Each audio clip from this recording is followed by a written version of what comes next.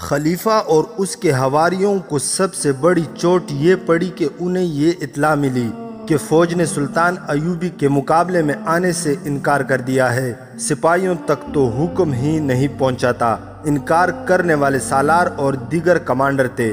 کمانڈروں میں کچھ ایسے تھے جو امراء کے پروردہ تھے۔ وہ اپنے دستوں کو تیاری کا حکم دینے لگے تو خلیفہ کے مخالف کمانڈروں نے انہیں خبردار کر دیا کہ انہوں نے سلطان ایوبی کے خلاف ہتھیار اٹھائے تو انہیں گھوڑے کے پیچھے باندھ کر شہر میں گھسیٹا جائے گا۔ 3-4 کمانڈروں نے ایک دوسرے کے خلاف تلواریں نکال لی۔ معاملہ خون خرابے تک پہنچنے والا تھا کہ زنگی کی بیوہ عام پہنچی۔ یہ عورت پاگلوں کی طرح باغ دوڑ رہی تھی۔ وہ گھوڑے پر سوار تھی۔ گھوڑا بری طرح ہانپ رہا تھا۔ وہ دیکھنے آئی تھی کہ فوج کیا کر رہی ہے، کہیں خانہ جنگی کی صورت تو پیدا نہیں ہو گئی۔ اس نے یہ منظر دیکھا کہ 3-4 کمانڈر تلواریں نکالے ایک دوسرے کو للکار رہے تھے اور دوسرے بیچ بچاؤ کر رہے تھے۔ ان میں توفیق جواد بھی تھا۔ زنگی کی بیوہ کو دیکھتے ہی دوڑ کر اس تک گیا اور کہا، آپ یہاں کیا کر رہی ہیں؟ یہاں کیا ہو رہا ہے؟ اس عظیم مجاہدہ نے پوچھا، کیا فوج صلاح الدین ایوبی کے استقبال کے لیے آ رہی ہے یا مقابلے کے لیے؟ فوج نہیں جا رہی، توفیق جواد نے جواب دیا۔ ہم نے خلیفہ کے حکم کی تعمیل نہیں کی۔ یہ لوگ آپس میں لڑنا چاہتے ہیں۔ ان میں 2 خلیفہ کے وفادار ہیں۔ زنگی کی بیوہ گھوڑے سے کود کر اتری اور ان کمانڈروں کے درمیان آ گئی جو ایک دوسرے کو للکار رہے تھے۔ اس عورت نے اپنا سر ننگا کر دیا اور ان سے چلا کر کہا، بے غیرتو، پہلے اس سر کو تن سے جدا کرو، اپنی ماں کا سر اس مٹی میں پھینکو، پھر کافروں کی حمایت میں لڑنا۔ تم ان بیٹیوں کو بھول گئے ہو جنہیں کافر اٹھا کر لے گئے تھے۔ تم اپنی ان بچیوں کو بھول گئے ہو جو کافروں کی درندگی سے مر چکی ہیں۔ تم کس کی حمایت میں ایک دوسرے کے خلاف تلواریں نکالے ہوئے ہو؟ میرے بیٹے کے وفادار کافر ہیں۔ آؤ پہلے میری گردن اڑاؤ، پھر ایوبی کے مقابلے میں جانا۔ زنگی کی بیوہ کے آنسو بہہ رہے تھے، منہ سے جاگ پھوٹ رہی تھی۔ کمانڈروں نے تلواریں نیاموں میں ڈال لی اور سر جھکا کر ادھر ادھر ہو گئے۔ کیا فوج نے حکم عدولی کی ہے؟ یہ خلیفہ کے ایک مشیر کی گھبرائی ہوئی آواز تھی جس نے خلیفہ کے دربار پر سناٹا طاری کر دیا۔ محافظوں کے دستے باہر نکالو، ایک امیر نے غصے سے کہا، جم کر مقابلہ کرو۔ تھوڑی ہی دیر بعد محافظوں کے دستے تیار ہو گئے۔ اس وقت شہریوں کا ہجوم اور زیادہ بڑھ گیا تھا۔ عورتیں چلا رہی تھیں، دروازے کھول دو، ہماری عصمتوں کا پاسبان آیا ہے۔ مرد نعرے لگا رہے تھے۔ محافظ دستوں کو آگے بڑھنے کا راستہ نہیں مل رہا تھا۔ اس وقت خلافت کا قاضی کمال الدین سامنے آ گیا۔ وہ خلیفہ کے دربار میں گیا۔ قاضی کی حیثیت سے اس کی شخصیت سب سے اونچی اور قابل احترام سمجھی جاتی تھی۔ اس نے خلیفہ سے کہا، اگر اس نے صلاح الدین ایوبی کے مقابلے کے لیے اپنی فوج بھیجی تو شہری اس فوج پر ٹوٹ پڑیں گے۔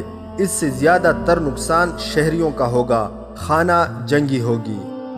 اس سے سب سے بڑا نقصان یہ ہوگا کہ صلیبی فوج جو یہاں سے دور نہیں ہے، مزاحمت کے بغیر اندر آ جائے گی۔ پھر آپ رہیں گے نہ آپ کی خلافت، اینٹ سے اینٹ بچ جائے گی۔ شریعت کا حکم یہ ہے کہ بھائی بھائی کے خلاف نہیں لڑ سکتا۔ ذرا باہر آ کر لوگوں کی بے تابیاں دیکھیں، کیا آپ اس طوفان کو روک لیں گے؟ شہر کی چابی میرے حوالے کر دیں، قاضی کمال الدین نے کہا۔ چابی قاضی کے حوالے کر دی گئی۔ اس نے اپنے ہاتھوں شہر کا دروازہ کھولا۔ شہریوں کا ہجوم رکے ہوئے سیلاب کی طرح باہر نکلا۔ قاضی کمال الدین نے چابی سلطان ایوبی کے حوالے کی۔ سلطان ایوبی نے دوزانوں ہو کر قاضی کے ہاتھ چومے اور اس کے ساتھ شہر میں داخل ہوا، اور جب نور الدین زنگی کی بیوہ سامنے آئی تو سلطان ایوبی کی سسکیاں نکل گئیں۔ زنگی کی بیوہ اس سے لپٹ گئی اور بچوں کی طرح بلبلانے لگی۔ اس کی ہچکیاں تھم نہیں رہی تھی۔ سلطان ایوبی کے سواروں پر عورتوں نے پھول پھینکے، بلائیں لیں اور انہیں جلوس میں اندر لے گئیں۔ قلعے کی چابی بھی سلطان ایوبی کے حوالے کر دی گئی۔ وہ سب سے پہلے اپنے گھر گیا۔ وہ دمشق کا رہنے والا تھا۔ بڑے جذباتی انداز سے اس پرانے مکان میں داخل ہوا جہاں وہ پیدا ہوا تھا۔ کچھ دیر آرام کرنے کے بعد اس نے فوج کے چھوٹے بڑے کمانڈروں کو اپنے مکان میں بلا لیا۔ ان کے ساتھ باتیں کر کے معلوم کیا کہ ان پر کس حد تک اعتماد کیا جا سکتا ہے۔ فوج کی حالت اور کیفیت پوچھی اور اپنے حکام جاری کیے۔ اس دوران اس اطلاع ملی کہ خلیفہ اپنے وفادار مشیروں، وزیروں اور امیروں کے ساتھ لاپتہ ہو گیا ہے۔ فوج کے 2-3 اعلیٰ حکام بھی اس کے ساتھ فرار ہو گئے تھے۔ سلطان ایوبی فوراً اٹھا اور فرار ہونے والوں کے گھروں پر چھاپے مروائے۔ یہ گھر دراصل محل تھے۔ بھاگنے والے اپنی جانیں بچا کر بھاگے تھے۔ ان کا مال و دولت پیچھے رہ گیا تھا۔ حرم کی عورتیں، رقاصائیں اور عیش و عشرت کا سامان پیچھے رہ گیا تھا۔ سلطان ایوبی نے اس تمام دولت پر قبضہ کر کے اس میں سے کچھ بیت المال میں دے دیا اور زیادہ تر غریبوں اور اپاہجوں میں تقسیم کر دیا۔ اس نے خلیفہ اور مفرور امراء وغیرہ کے تعاقب کی ضرورت محسوس نہ کی۔ اس نے مصر اور شام کی وحدت یعنی ایک سلطنت کا اعلان کر دیا اور اپنے بھائی تقی الدین کو دمشق کا امیر مقرر کر دیا۔ دوسرے حصوں کے نئے گورنر مقرر کیے اور اس سلطنت کے استحکام اور دفاع کے انتظامات میں مصروف ہو گیا، مگر اس کی انٹیلیجنس کی رپورٹ اسے بتا رہی تھی کہ اس کے امراء جو المالک الصالح کے وفادار تھے اس سے چین سے نہیں بیٹھنے دیں گے۔ یورپی ممالک سے آئی ہوئی اطلاعات سے پتہ چلا کہ صلیبی بہت بڑا لشکر تیار کر رہے ہیں جس سے وہ عالم اسلام پر فیصلہ کن حملہ کریں گے۔ اس کے لیے سب سے بڑا خطرہ یہ تھا کہ اس کے اپنے امراء اس سے شکست دینے کے لیے صلیبیوں کی راہ دیکھ رہے تھے، لہٰذا اس کے لیے ضروری تھا کہ پہلے ان باغیوں کو ٹھکانے لگائے۔ یہ معمولی سی مہم نہیں تھی۔ دمشق کی فوج کی اہلیت سے وہ واقف نہ تھا۔ اس نے فوری طور پر اس فوج کی ٹریننگ شروع کر دی۔ اس سے جہاں لڑنا تھا وہ پہاڑی علاقہ تھا۔ موسم سرما میں ان پہاڑوں پر برف بھی پڑتی تھی اور موسم سرما آ رہا تھا۔ قاہرہ اور دمشق میں اسے ایک فرق نمایاں طور پر نظر آ رہا تھا۔ قاہرہ میں صلیبی اور سوڈانی جاسوسوں اور تخریب کاروں کے خفیہ اڈے تھے اور وہاں کے لوگوں پر سلطان ایوبی کو پوری طرح بھروسہ نہیں تھا۔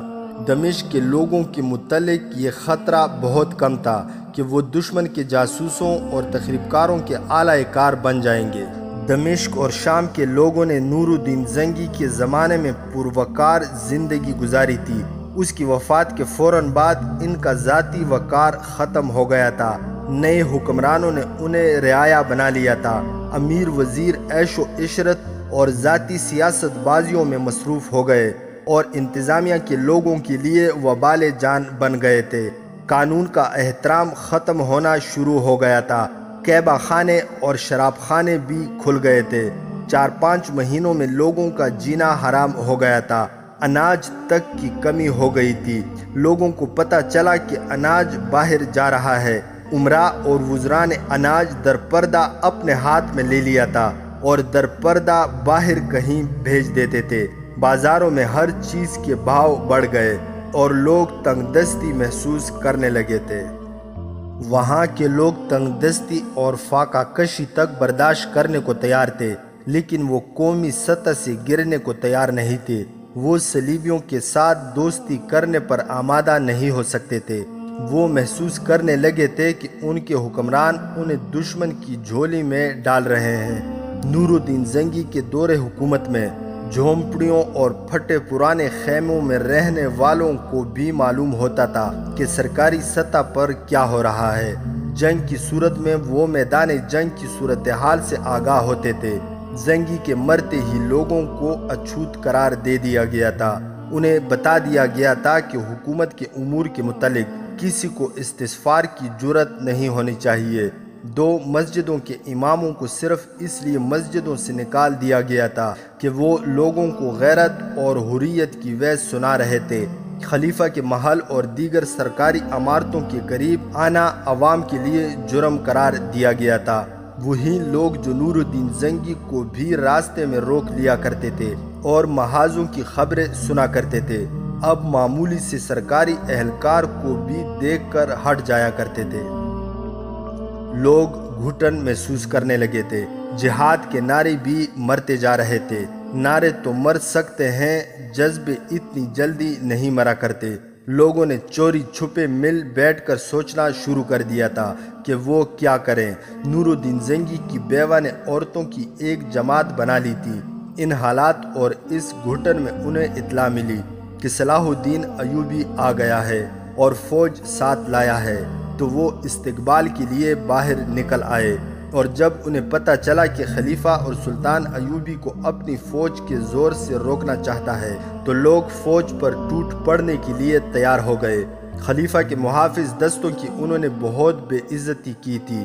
یہی وجہ تھی کہ خلیفۃ المالک الصالح اور اس کے حواری امیر چوروں کی طرح دمشق سے بھاگ گئے تھے، اور اب لوگ سلطان ایوبی پر جانیں فدا کرنے کو بےتاب تھے۔ لوگوں کی اس جذباتی کیفیت نے سلطان ایوبی کا کام آسان کر دیا تھا۔ عورتوں میں قومی جذبہ پہلے سے ہی تھا، اب یہ جذبہ دہکتے انگارے بن گیا۔ بہت سی لڑکیوں کا ایک وفد سلطان ایوبی کے پاس گیا اور یہ عرض داشت پیش کی کہ لڑکیوں کو محاذ پر فوج کے ساتھ بھیجا جائے اور انہیں عسکری تربیت دی جائے۔ وہ زخمیوں کی مرہم پٹی کے علاوہ لڑنا بھی چاہتی تھیں۔ سلطان ایوبی نے ان کے جذبے کو سراہتے ہوئے کہا، مجھے جس روز تمہاری ضرورت پڑی تمہیں گھروں سے نکالوں گا۔ ابھی تمہارا محاذ گھر ہے، میں تمہیں گھروں کا قیدی نہیں بنانا چاہتا۔ اگر تم مائیں ہو تو بچوں کو مجاہد بناؤ، اگر تم بہنیں ہو تو بھائیوں کو اسلام کے پاسبان بناؤ۔ میں تمہاری عسکری تربیت کا بندوبست کروں گا، مگر یہ نہ بھولنا کہ تمہیں گھروں کا نظام سنبھالنا ہے۔ ایسی چند اور باتیں کر کے اسے جیسے کچھ یاد آ گیا ہو، اس نے کہا، ایک محاذ اور ہے جس پر تم کام کر سکتی ہو۔ تم نے سنا ہوگا کہ ہم نے خلیفہ کے محل اور امیروں، وزیروں اور حاکموں کے گھروں سے بہت سی لڑکیاں برآمد کی ہیں۔ ان کی تعداد 2-3 نہیں 200-300 ہے۔ ہم نے انہیں آزاد کر دیا تھا۔ وہ یہیں کہیں شہر میں یا گرد و نواح میں ہوں گی۔ معلوم نہیں کہ وہ کہاں کہاں کی رہنے والی تھی اور اب کہاں کہاں خراب ہوتی پھر رہی ہیں۔ میں ان ذرا سے مسئلوں کی طرف توجہ نہیں دے سکتا۔ میرے سامنے بڑے بڑے اونچے پہاڑ کھڑے ہیں۔ میں یہ کام تمہارے سپرد کرتا ہوں کہ لڑکیوں کو تلاش کرو۔ ان میں بہت سی ایسی ہوں گی جنہیں خرید کر یا اغوا کر کے حرموں میں داخل کیا گیا ہوگا۔ اب ان کا مستقبل یہی ہے کہ وہ خفیہ کعبہ خانوں میں چلی جائیں گی، سرائے میں مسافروں کی خدمت کریں گی اور ذلیل و خوار ہوتی پھریں گی۔ کوئی شادی نہیں کرے گا۔ انہیں ڈھونڈو اور ان میں کھوئی ہوئی عزت از سر نو پیدا کر کے ان کی شادیوں کا انتظام کرو۔ لڑکیوں نے اس مہم کا آغاز کر دیا۔ انہوں نے اپنے گھروں کے مردوں کی مدد حاصل کر لی اور چند دنوں میں کئی ایک لڑکیاں برآمد کر کے انہیں اپنے گھروں میں رکھ کر ان کی تربیت شروع کر دی۔ ان بدنصیب لڑکیوں میں سحر نام کی ایک لڑکی تھی جسے زبردستی رقاصہ بنایا گیا تھا۔ اسے ایک امیر کے گھر سے برآمد کر کے رہا کیا گیا تھا۔ اس نے ایک غریب سے گھرانے میں پناہ لے رکھی تھی۔ اتفاق سے لڑکیوں کو پتہ چلا تو اسے وہاں سے لے آئیں۔ اس نے جب دیکھا کہ دمشق کی لڑکیاں باقاعدہ فوج کی طرح کام کر رہی ہیں تو اس کی سوئی ہوئی غیرت بیدار ہو گئی اور اس میں جذبہ انتقام بھی پیدا ہو گیا۔ اس نے لڑکیوں کو بتایا کہ اس کے ساتھ کی ایک رقاصہ سرائے کے مالک کے پاس ہے۔ سحر سرائے کے مالک کو جانتی تھی۔ اس نے بتایا کہ یہ آدمی صلیبیوں کا جاسوس ہے۔ اس نے ایک تہہ خانہ بنا رکھا ہے جہاں فدائی یعنی حشیشین اور صلیبی جاسوس راتوں کو جاتے ہیں، رقص ہوتا ہے اور شراب کے مٹکے خالی ہوتے ہیں۔ سحر کو بھی ایک رات وہاں لے جایا گیا تھا۔ اس نے کہا، میں ان جاسوسوں کو پکڑوا سکتی ہوں لیکن میں انہیں پکڑوانا نہیں چاہتی۔ سرائے کے مالک کو ان کے ساتھ اپنے ہاتھوں قتل کرنا چاہتی ہوں، مگر یہ کام میں اکیلی نہیں کر سکتی۔ تم میرا ساتھ دو۔ لڑکیاں تیار ہو گئیں۔ انہوں نے ایک منصوبہ تیار کر لیا۔ اس کے مطابق ایک شام سحر پردے میں سرائے کے مالک کے پاس چلی گئی۔ وہ اس سے دیکھ کر خوش ہوا۔ سحر نے کہا، میں فوراً تمہارے پاس پہنچ جاتی، لیکن شہر میں پکڑ دکڑ ہو رہی تھی۔ مجھے ڈر تھا کہ میں تمہارے پاس آئی تو تم بھی پکڑے جاؤ گے۔ میں ایک غریب سے گھرانے میں یتیم لڑکی بن کر چھپی رہی۔ اب حالات صاف ہو گئے ہیں، تم پر کسی نے شک نہیں کیا، اس لیے تمہارے پاس آ گئی ہوں۔ سرائے کا مالک اسے اپنی رقاصہ کے پاس لے گیا۔ وہ بھی بہت خوش ہوئی۔ اس شام کے بعد وہ چند راتیں وہیں رہیں۔ اس نے دیکھا کہ خلیفہ اور عیاش امراء کے چلے جانے اور سلطان ایوبی کے اتنے سخت احکام کے باوجود سرائے کے تہہ خانے میں رونق وہی تھی۔ اس میں کوئی فرق نہیں آیا تھا۔ مسافر اپنے کمروں میں سو جاتے تھے تو تہہ خانے کی دنیا آباد ہو جاتی تھی۔ وہاں اب بھی صلیبی جاسوس اور فدائی آتے تھے۔ سحر ان کا دل لباتی رہی اور راتوں کو ناچتی اور انہیں شراب پلاتی رہی۔ یہ لوگ مسافروں کے بہروپ میں سرائے میں آتے تھے۔ سحر نے یہ بھی دیکھ لیا تھا کہ رات کو سرائے کے باہر پہرے کا انتظام بھی ہوتا ہے تاکہ کوئی خطرہ نظر آئے تو تہہ خانے تک قبل از وقت اطلاع پہنچا دی جائے۔ سحر کو وہاں قید کر لیا گیا تھا۔ وہ اکیلی باہر نہیں جا سکتی تھی۔ وہ دل پر پتھر رکھ کر وہاں ناچتی رہی۔ وہ مایوس ہو گئی تھی کہ وہ انتقام لینے آئی تھی مگر قید ہو گئی۔ اس نے کسی پر اپنی مایوسی کا اظہار نہ ہونے دیا۔ اس سے یہ فائدہ ہوا کہ وہ لوگ اس پر اعتبار کرنے لگے۔ بعض راز کی باتیں بھی اس کے سامنے کر گزرتے تھے۔ ایک رات تہہ خانے کی محفل میں ایک صلیبی جاسوس نے سرائے کے مالک سے کہا، ہم ان دو لڑکیوں سے اکتا گئے ہیں، کوئی نئی چیز لاؤ۔ سحر اور دوسری رقاصہ بھی وہیں تھی۔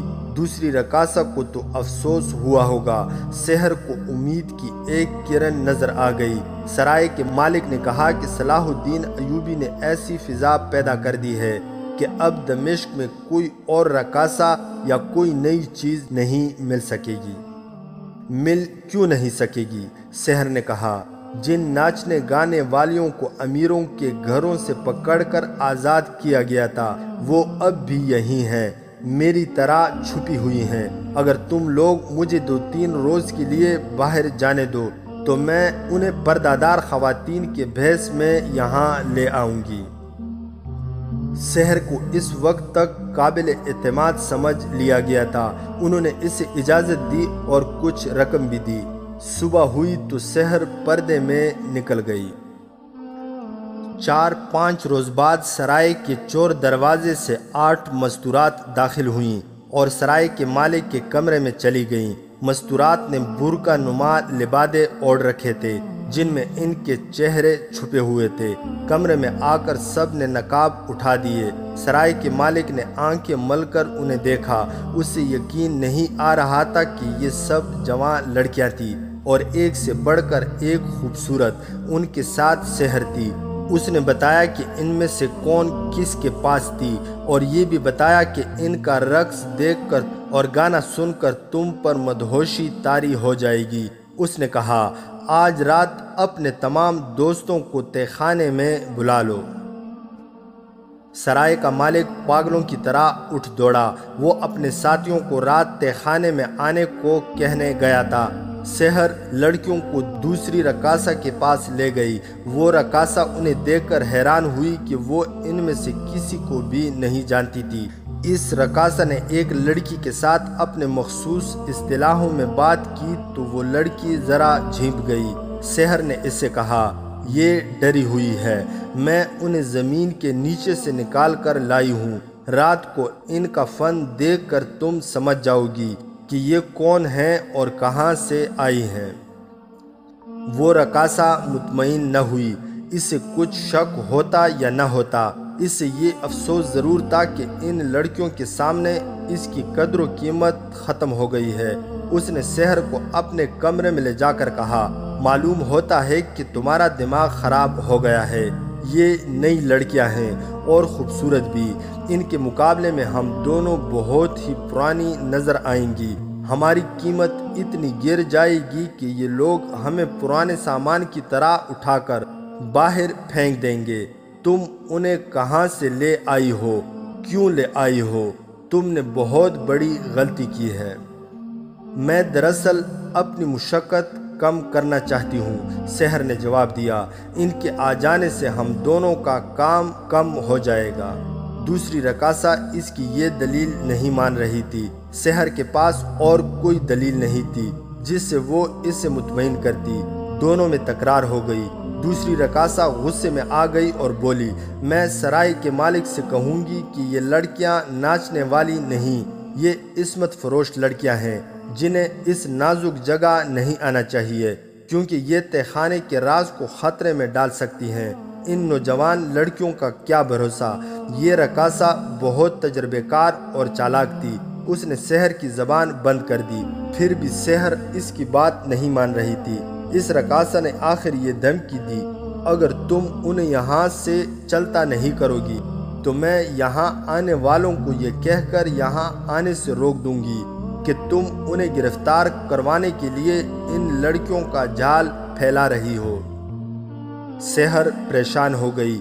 دوسری رقاصہ غصے میں باہر جانے کو اٹھی اور دروازے کی طرف چلی۔ سحر نے بڑی پھرتی سے اپنی قمیض کے نیچے ہاتھ ڈالا اور کمربند سے خنجر نکال کر دوسری رقاصہ کی پیٹھ میں گھونپ دیا۔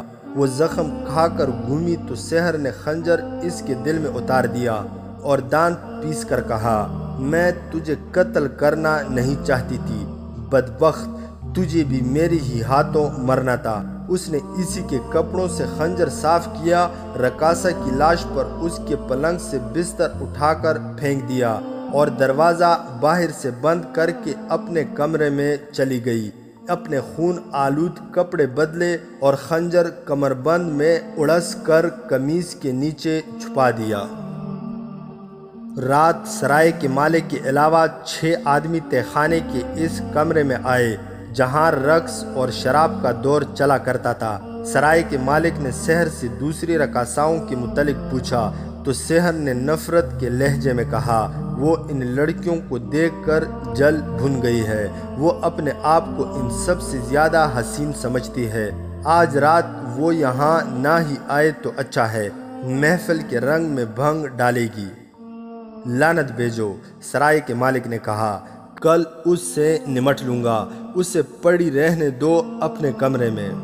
سحر نے ان 6 آدمیوں سے کہا، ان لڑکیوں کے پاس اچھے کپڑے نہیں، ان کا لباس تم سب کے ذمہ ہے۔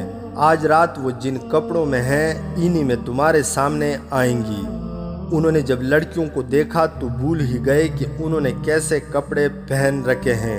لڑکیاں چہروں سے پیشہ ور ناچنے والی لگتی ہی نہیں تھی، ان کے چہرے تر و تازہ اور معصوم سے تھے، ان کے بالوں کو بھی نہیں سجایا گیا تھا، ان کی کوئی حرکت ظاہر نہیں کرتی تھی کہ یہ پیشہ ور ہیں، ان کا انداز سیدھا سادہ سا تھا۔ سحر نے انہیں کہا کہ اپنے مہمانوں کو شراب پیش کرو۔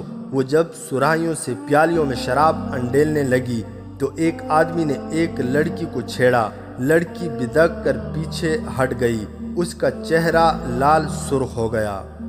سحر، اس آدمی نے کہا، انہیں کہاں سے لائی ہو؟ یہ کس کے پاس تھی؟